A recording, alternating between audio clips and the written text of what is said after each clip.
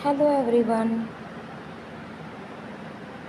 Class आज का जो हम लोग टॉपिक पढ़ने वाले हैं वो है ब्लड। क्योंकि जब भी आप सेल पढ़ते हैं, टिश्यूज़ पढ़ते हैं और टिश्यूज़ में आप पढ़े हैं कि इसमें फ्लूइड कनेक्टिव टाइप का टिश्यू भी प्रेजेंट होता है, जिसमें एक स्पेसिफिक मैंने एग्जांपल्स आपको बताए थे, ब्लड एंड लिम्फ। ठीक है, तो ब्लड एंड लिम्फ ये दोनों ही एग्जाम्पल होता है फ्लूइड कनेक्टिव टिश्यू। ठीक है, जो कि हम लोगों ने पढ़ा है। तो उसी फ्लूइड कनेक्टिव टिश्यू में, क्योंकि ब्लड क्या है, बहुत इम्पॉर्टेंट जब एक कॉन्स्टिट्यूएंट बनाता है, कि जब भी हम सेल्स पढ़ते हैं, टिश्यूज़ के बारे में हमको नॉलेज मिलती है, तब हम उसके बाद पढ़ते हैं ब्लड्स। क्योंकि ब्लड एक बहुत ही ज़्यादा मैंडेटरी ऑर्गन्स या टिश्यूज़ में से एक है। क्योंकि most of the body activities, most of the transportation substances किसके थ्रू ट्रांसपोर्ट किए जाते हैं? ब्लड के थ्रू ही ट्रांसपोर्ट किए जाते हैं। तो यहाँ पर हम लोग डिटेल में ब्लड के बारे में जानेंगे। ठीक है, सबसे पहले बात करें ब्लड क्या है। Blood is a fluid in our body which is very vital, यानी एक सबसे ज़रूरी टिश्यूज़ में से एक है ब्लड। क्योंकि ब्लड ही एक ऐसा सब्सटेंस है, देखिए आपने सुना होगा कि खून की कमी से कई बार लोग जो है डेथ कर जाते हैं, एनीमिक पेशेंट। प्रेगनेंसी में एनीमिया की वजह से कितनी ज़्यादा कॉम्प्लिकेशन होती हैं, सर्जरी में। तो blood is essential for multiple functions. ऐसा नहीं है कि ब्लड सिर्फ़ और सिर्फ कुछ स्पेसिफिक चीज़ों के लिए होता है, कि ऑक्सीजन की सप्लाई नहीं। ऑक्सीजन की सप्लाई तो कर रहा है, न्यूट्रिएंट्स की सप्लाई कर रहा है, प्लस वेस्टेज को ड्रेनेज करा रहा है, वेस्ट को वहाँ से ला रहा है। अगर किसी ऑर्गन की बात करें तो लीवर को फंक्शन करने के लिए, ब्रेन को फंक्शन करने के लिए, किडनी, लंग्स, हार्ट, सभी को प्रॉपर अमाउंट में फंक्शन करने के लिए ज़रूरत होती है एनर्जी की। और वो एनर्जी जब हम खाना खाते हैं, हमारे इंटेस्टाइन में फूड जाता है, उसका डाइजेशन होता है, तो वो एब्ज़ॉर्ब होकर ब्लड के पास जाता है। फिर ब्लड का क्या काम है कि उस एनर्जी को वो बाकी के सभी ऑर्गन्स में डिस्ट्रीब्यूट करे, बारी बारी से डिस्ट्रीब्यूट करे। ठीक है, तो अगर ब्लड की कमी है, ब्लड नहीं है, तो बाकी के ऑर्गन्स को भी न्यूट्रिशन नहीं मिल पाएगा। ठीक है, तो blood is essential for multiple organs.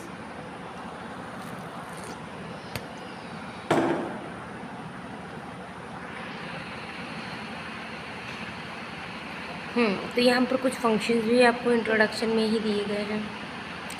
For transporting oxygen, transporting nutrients to the cells, remove waste product and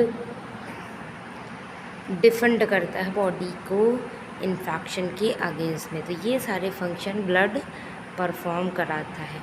blood बहुत से कंपोनेंट से मिलकर के बना है। आपको एक रेड कलर का फ्लूइड दिखता है सिर्फ, बट ऐसा नहीं है। माइक्रोस्कोपिकली देखने पर आपको इसके बहुत सारे कंपोनेंट्स देखने को मिलते हैं। ठीक है, यहाँ पर आपको एक नॉर्मल इमेज दिख रही है जिसमें रेड कलर के सेल्स हैं, ब्लू कलर के सेल्स हैं। ये सब आरबीसी, डब्ल्यूबीसी एंड प्लेटलेट्स हैं। ठीक है, बात करें ब्लड की कुछ प्रॉपर्टीज़ के बारे में, तो ब्लड की अपनी खुद की कुछ प्रॉपर्टीज़ हैं।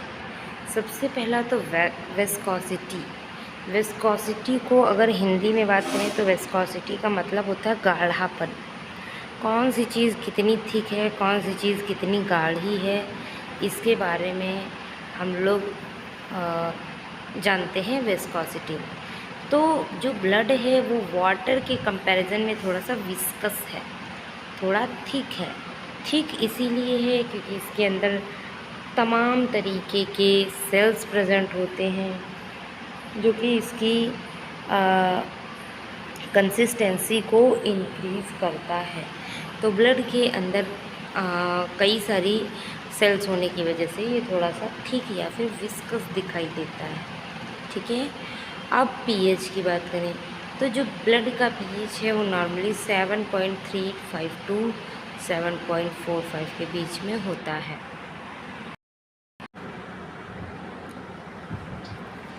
हाँ तो हाँ मैं बता रही थी कि इसका पीएच 7.35 से लेकर के 7.45 के बीच में लाई करता है, यानी इसके बीच में इसका पीएच होता है। और इससे ज़्यादा कम अगर हो रहा है तो कोई क्रूशियल प्रॉब्लम भी हो सकती है। तो नॉर्मली इतना वो ब्लड जो अपना पीएच है वो मेंटेन करके रखता है। और इस पीएच को बॉडी बहुत ही ज़्यादा इम्पोर्टेंस देती है इसको मेंटेन करने के लिए, क्योंकि बॉडी इसको रेगुलेट करना चाहती है। पीएच में डिसबैलेंस होने के साथ ही ब्लड में एसिडिटी बढ़ सकती है, अल्कलिनिटी बढ़ सकती है। अगर कोई अल्कोहल इंटेक करता है तो इसीलिए उसको मना किया जाता है कि अल्कोहल इंटेक करने की वजह से जो ब्लड है वो एसिडिक हो जाता है नेचर में, ठीक है। उसके बाद बात करें osmolarity. Osmolarity is also a property of blood, ठीक है। ब्लड की ऑस्मोलरिटी नाम की जो प्रॉपर्टी है वो क्या करती है, मेनली इसका मतलब है कि ब्लड कितनी सेल्स को या टिश्यूज़ को क्रॉस करके इसकी जो गैसेस हैं वो अदर जगहों पर जा सकती हैं, क्योंकि ब्लड का मेन काम है गैसियस एक्सचेंज। और अगर इसकी ऑस्मोलरिटी मेंटेन नहीं रखी गई तो ब्लड के साथ साथ जो गैसेस चल रही हैं उनका ट्रांसपोर्टेशन नहीं हो पाएगा प्रॉपर अमाउंट में, ठीक है। बात करें कलर की तो कलर जो ब्लड का होता है वो रेड होता है, सभी को पता है। लेकिन रेड क्यों होता है, because of haemoglobin. Red cells के अंदर हीमोग्लोबिन प्रेजेंट होता है, जिसकी वजह से ब्लड का कलर डार्क रेड कलर का दिखाई देता है। नॉर्मली डार्क ब्लड होना चाहिए। जब भी आयरन की कमी होगी, हीमोग्लोबिन की कमी होगी तो ये ब्लड का जो कलर है वो डिसबैलेंस भी हो सकता है, ठीक है। डीऑक्सीजनेटेड ब्लड जो होती है थोड़ा सा ज़्यादा ही डार्क होता है, ऑलमोस्ट ब्लूइश कलर का दिखता है। जैसे आप वेन्स को देखेंगे अपने हाथों में तो वो नीले कलर की दिखाई देती हैं, क्योंकि सुपरफिशियली जो चीज़ें प्रेजेंट होती हैं वो वेन्स हैं, और जो आर्टरीज़ हैं वो डीप प्रेजेंट होती है, यानी अंदर के साइड।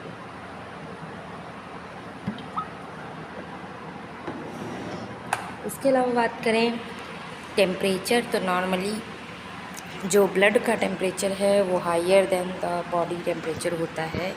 अगर आपको नहीं पता तो मैं आपको बता रही हूँ कि अगर आपके ब्लड का बॉडी का टेम्परेचर 37 है तो ब्लड का ऑलमोस्ट 38 डिग्री पर लाई करता है, ठीक है। इसके अलावा हम बात करें वॉल्यूम तो ऑलमोस्ट 5 लीटर ब्लड एक एवरेज नॉर्मल ह्यूमन एडल्ट के बॉडी में होता है। ये थोड़ा बहुत डिपेंड करता है उनके बॉडी के साइज़ के अकॉर्डिंग, उनका जेंडर कौन सा है इसके अकॉर्डिंग डिपेंड करेगा, वरना ये अप्रॉक्सीमेटली 5 लीटर के अराउंड में होता है, ठीक है। बात करें ब्लड के कंपोनेंट्स के बारे में, प्लाज्मा और सेल कॉन्स्टिट्यूएंट्स, ये दो चीज़ें हैं जो ब्लड के कंपोनेंट्स को बनाती हैं। यहाँ पर आप इमेज देख पा रहे होंगे, ऊपर जो प्रेजेंट है येलोइश कलर की चीज़ वो प्लाज्मा है, ठीक है। ये मोस्ट ऑफ वाटर से मिलकर के बना हुआ होता है और इसमें प्रोटीन्स भी पाई जाती है। अभी हम आगे जब पढ़ेंगे तो डिटेल में जानेंगे, ठीक है। तो ये नॉर्मली प्रोटीन, ग्लूकोज, जो प्लाज्मा हमारा 55% पाया जाएगा।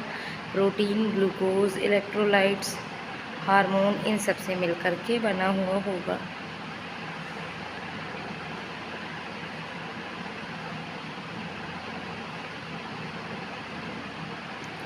प्लाज्मा एक येलोइश, स्लाइटली येलोइश कलर का फ्लूइड होता है और मेनली इसका काम क्या है कि जैसे मान लीजिए सेल्स हैं, बॉडी के जो सेल कॉन्स्टिट्यूएंट हैं उनके अपने अलग अलग फंक्शन हैं। आरबीसी अलग फंक्शन परफॉर्म करता है, डब्ल्यूबीसी अलग फंक्शन परफॉर्म करता है। उसी तरह से प्लाज्मा क्या फंक्शन परफॉर्म करेगा? प्लाज्मा देता है ब्लड सेल्स को फ्लूइडिटी, यानी कि अगर कोई ब्लड सेल है वो तैर पा रही है वेसल्स के अंदर, वेन्स के अंदर, तो वो फ्लूइड फॉर्म में रहे, इसके लिए रिस्पॉन्सिबल होता है प्लाज्मा।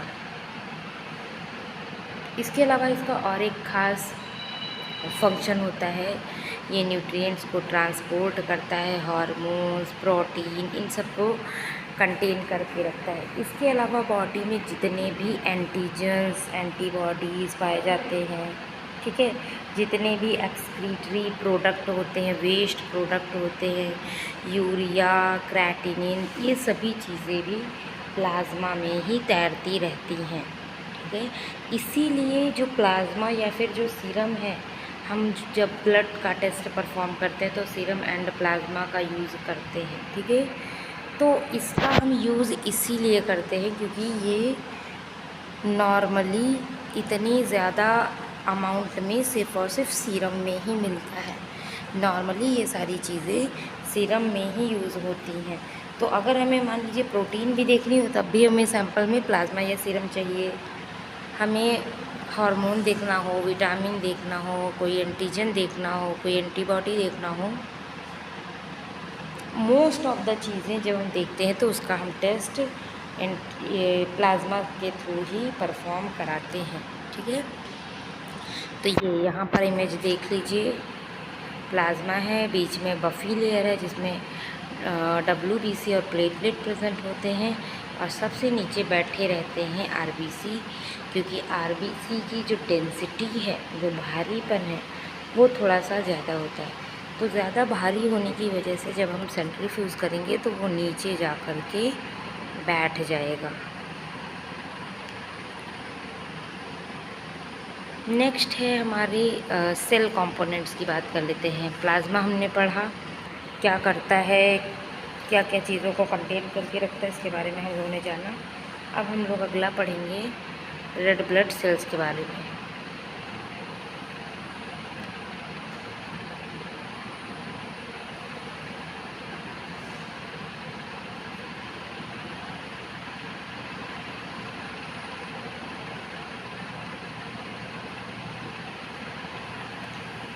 रेड ब्लड सेल्स क्या हैं? ये लगभग 45% ब्लड के टोटल वॉल्यूम को बनाती हैं, यानी 55% टोटल प्लाज्मा था और 45% के अराउंड लगभग जो आपका आरबीसी होता है वो प्रेजेंट होता है। ये हीमोग्लोबिन को कंटेन करके रखती हैं, प्रोटीन को बाइंड करती हैं ऑक्सीजन के साथ, ठीक है। इनका जो प्राइमरी फंक्शन होता है रेड ब्लड सेल्स का, वो होता है ऑक्सीजन को ट्रांसपोर्ट करवाना टिश्यू से लंग्स तक और लंग्स से टिश्यूज़ तक, और इवन कार्बन डाइऑक्साइड को ही बाइंड करके ये लेकर जाती हैं, यानी कार्बन डाइऑक्साइड को भी लंग्स के साथ लंग्स तक पहुंचाने का काम आरबीसी का होता है। यहाँ पर आप देख सकते हैं नॉर्मली ये आरबीसी है, आपको डिटेल में भी पढ़ना पड़ेगा इसको। डिटेल में अभी यहाँ पर हम सिर्फ इंट्रो देख रहे हैं ब्लड का, ठीक है। डिटेल में आपको ये पढ़ना होगा। डब्ल्यूबीसी का दूसरा नाम होता है ल्यूकोसाइट। हाँ, आरबीसी का दूसरा नाम होता है इरिथ्रोसाइट। आप चाहे आरबीसी कहिए, चाहे रेड ब्लड सेल्स कहिए, चाहे इरिथ्रोसाइट कहिए, एक ही बात है, ठीक है। नेक्स्ट है हमारा डब्ल्यूबीसी को हम ल्यूकोसाइट भी बोलते हैं और इनको वाइट ब्लड सेल भी बोलते हैं। और ये क्या करते हैं, लगभग 1% ब्लड का टोटल वॉल्यूम कंटेन करके रखते हैं, यानी ये बहुत कम होते हैं अमाउंट में। अगर आप प्लेटलेट्स के कंपैरिजन में देखें और आरबीसीज़ के कंपैरिजन में देखें तो डब्ल्यूबीसी बहुत कम होते हैं। सबसे ज़्यादा आरबीसी होते हैं, फिर प्लेटलेट्स होते हैं, सबसे कम होते हैं डब्ल्यूबीसी। करते क्या हैं ये, इम्यूनिटी में हेल्प कराते हैं। इनका नंबर बढ़ता है, ऐसा नहीं कि इसका नंबर नहीं बढ़ेगा, इसका नंबर बढ़ेगा, बट कब बढ़ेगा, जब बॉडी के अंदर ज़रूरत होती है इम्यून सिस्टम को डेवलपमेंट करने की, यानी किसी को भी जैसे वायरल इन्फेक्शन हुआ, फीवर हुआ, किसी भी बैक्टीरिया वायरस का इन्फेक्शन बॉडी में हुआ, उस टाइम पर जो WBC हैं वो इम्यूनिटी को बनाती हैं, इम्यूनिटी का फॉर्मेशन करती हैं। ठीक है, इनको हम सोल्जर सेल्स भी कहते हैं, इनको हम सोल्जर सेल्स भी कहते हैं।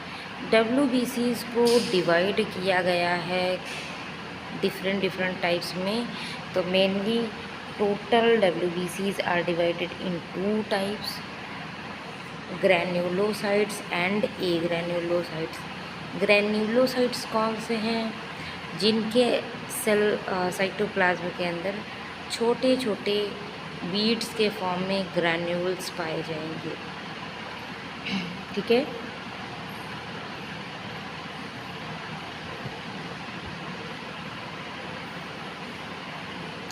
तो नॉर्मली ग्रैन्यूल्स पाए जाते हैं ग्रैन्युलोसाइट में, और एग्रैन्युलोसाइट में ग्रैन्यूल्स नहीं पाए जाते। ये डिफरेंस होता है। यहाँ पर आपको ग्रैन्युलोसाइट का पहला टाइप का सेल दिख रहा होगा, न्यूट्रोफिल। तो आप देख पा रहे होंगे इसके साइटोप्लाज्म में छोटे छोटे बीड्स पड़े हुए हैं, पिंक कलर के, रेडिश पिंक कलर के। ठीक है, यही ग्रैन्यूल्स हैं। ग्रैन्युलोसाइट होते हैं 3 टाइप के, न्यूट्रोफिल, इओसिनोफिल एंड बेसोफिल। ठीक है, 3 टाइप के होते हैं। और जो आपके एग्रैन्युलो होते हैं वो भी 2 टाइप के होते हैं।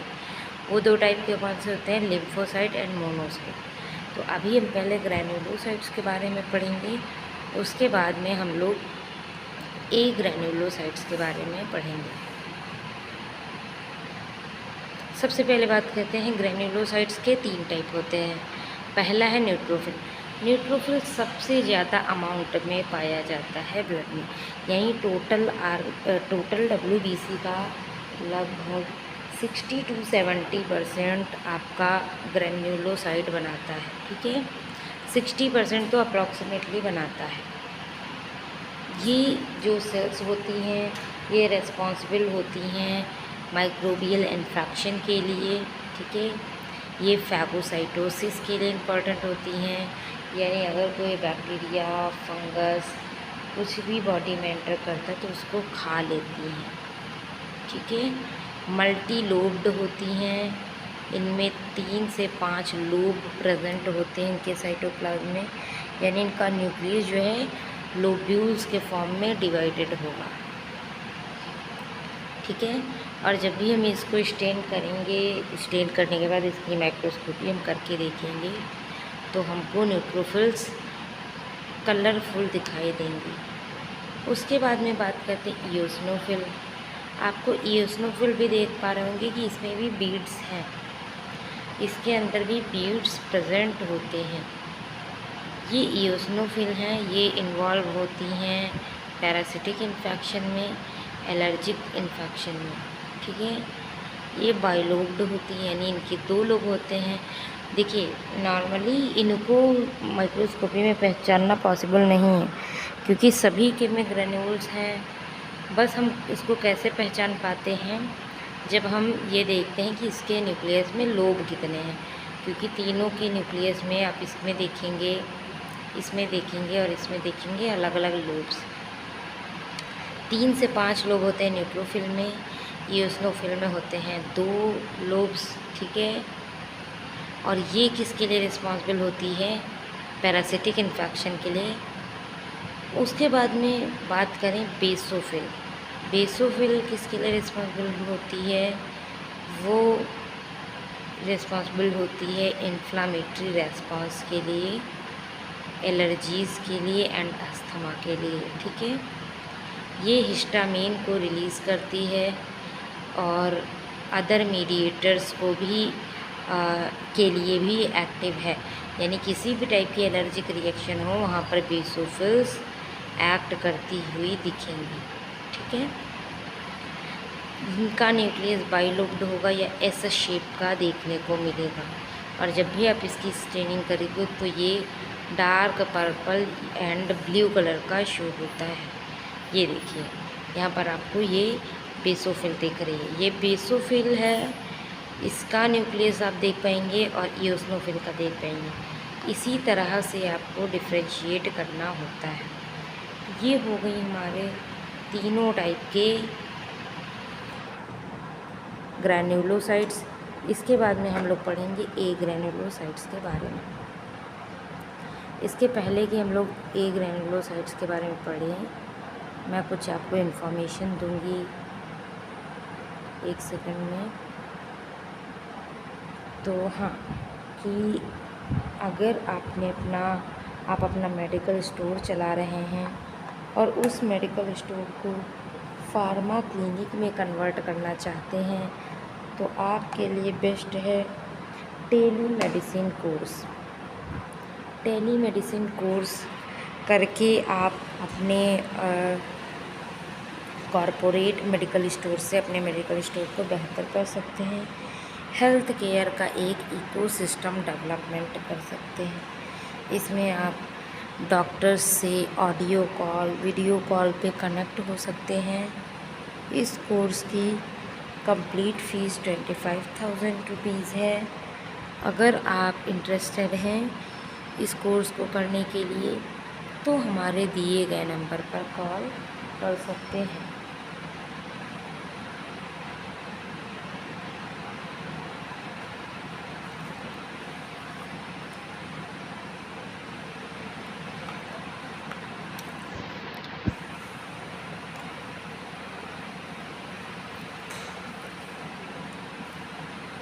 चलिए बात कर लेते हैं ए ग्रैन्युलोसाइट्स की।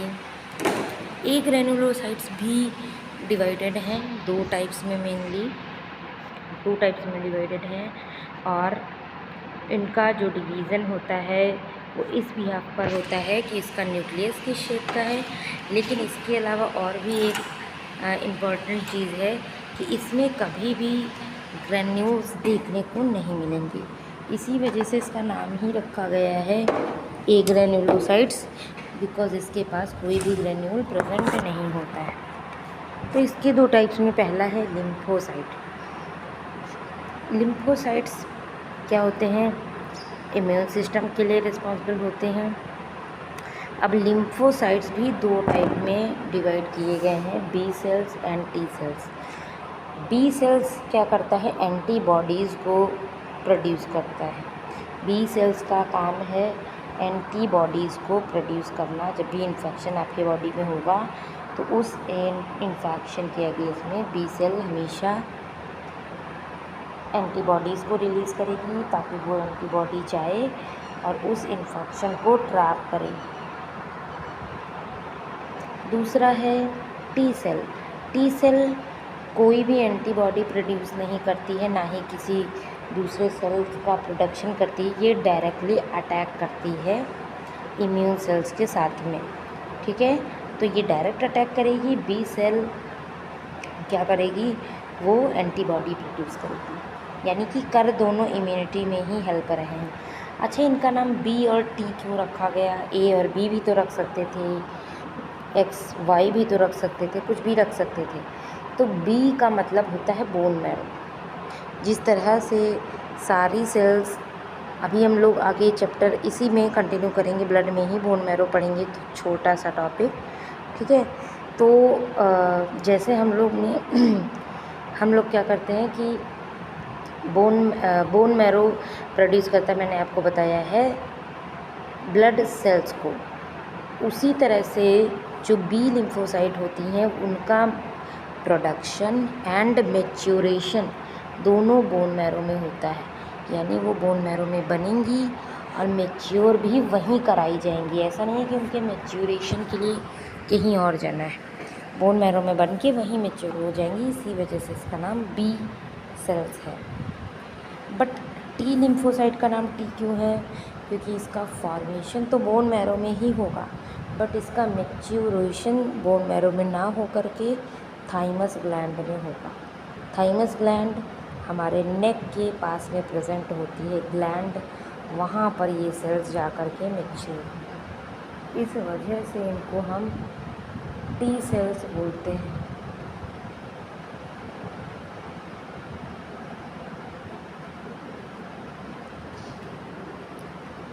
इसके अलावा भी लिम्फोसाइट्स के एक टाइप है नेचुरल किलर सेल, या इन्हीं को शॉर्टकट में हम NK सेल्स भी बोलते हैं।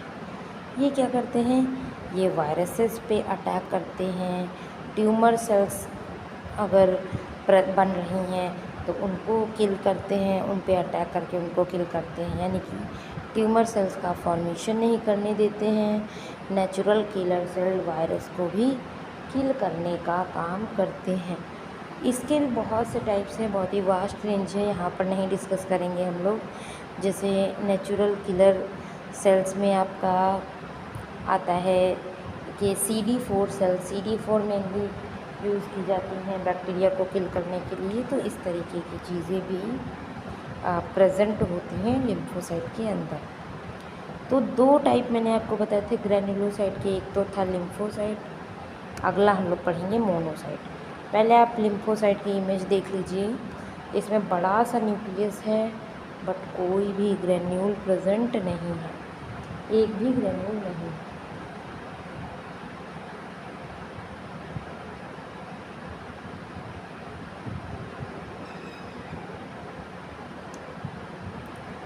ठीक है, इसके पास लार्ज न्यूक्लियस है, ऑलमोस्ट जितना भी सेल का वॉल्यूम है उसका न्यूक्लियस ही कंटेन करके रखता है। ठीक है, बस थोड़ा सा साइटोप्लाज्म दिखेगा, अदरवाइज पूरा न्यूक्लियस ही दिखता है। बात करें मोनोसाइट की, मोनोसाइट क्या होती हैं, डिफ्रेंशिएट करती हैं मैक्रोफेज में, डेंड्राइटिक सेल में, और जब मोनोसाइट्स माइग्रेट कर जाती हैं टिश्यू में तो ये बन जाती है मैक्रोफेज। यानी ऐसा समझिए कि जो मोनोसाइट हैं और जो मैक्रोफेजेस हैं वो आपस में भाई भाई हैं, बहन बहन। लेकिन जब वो ब्लड में रहेगी तो मोनोसाइट बन के रहेगी, और जैसे ही वो टिश्यू में जाएगी तो वो क्या बन जाएगी, मैक्रोफेज बन जाएगी। ठीक है,